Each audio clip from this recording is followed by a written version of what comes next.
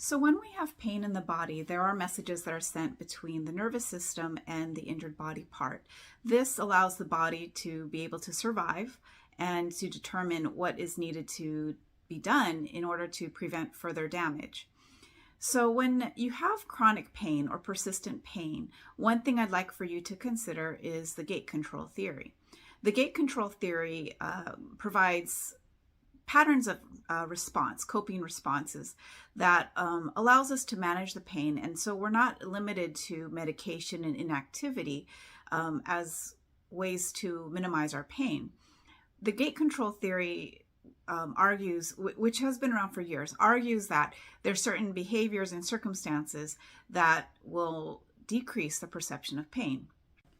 Factors that will increase pain perception include negative thoughts and moods, as well as unpleasant conversations and interactions, stress and tension, inactivity such as spending all day sitting or lying down, and then lastly, preoccupation with the pain, focusing so much about the pain, how bad it is, how long will it keep going on for, things like that.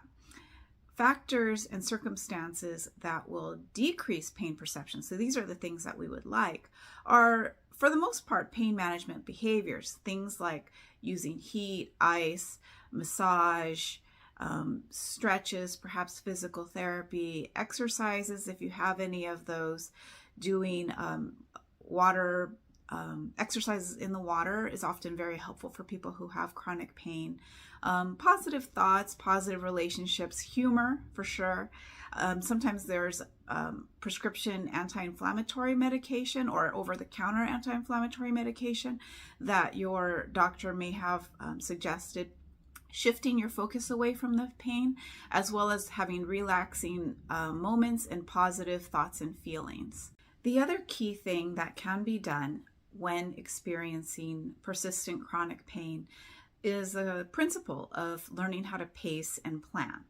And so oftentimes we have increased pain perception when we aren't considering how our activity levels are affecting our bodies. And so, for example, pacing, that's learning how to adjust the activity level that you're doing based upon how your pain is doing.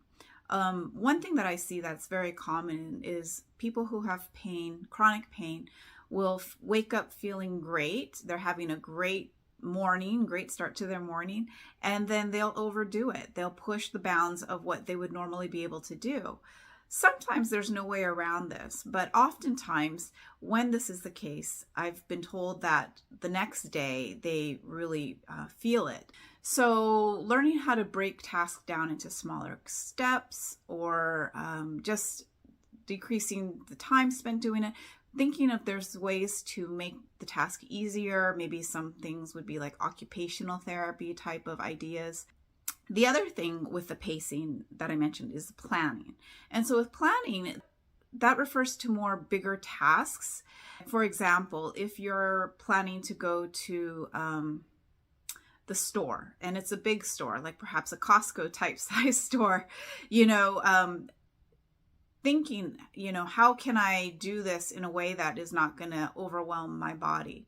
That may not be a problem for all of you out there, but knowing that, you can only spend so much time in the store, you may need to break down your shopping trips.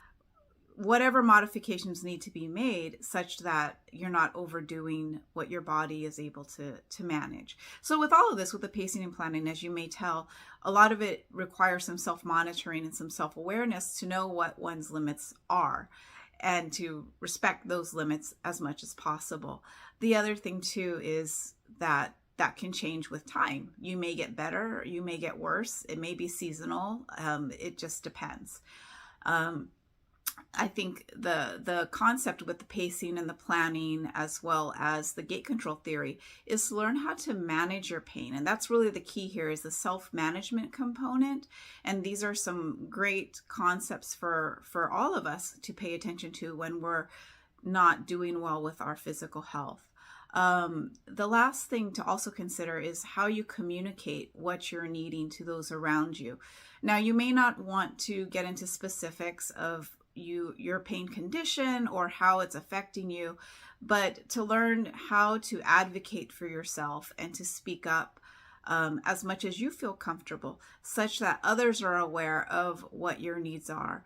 So if you have visitors or people who don't know about your pain, it may be helpful for them to know what you're expecting when you spend time with them versus just pretending that you don't have the pain condition, knowing that you're going to be suffering for that. However, it's always a personal decision. And so, you pace yourself according to what you're comfortable with, knowing what you're able to handle in the big scheme of things.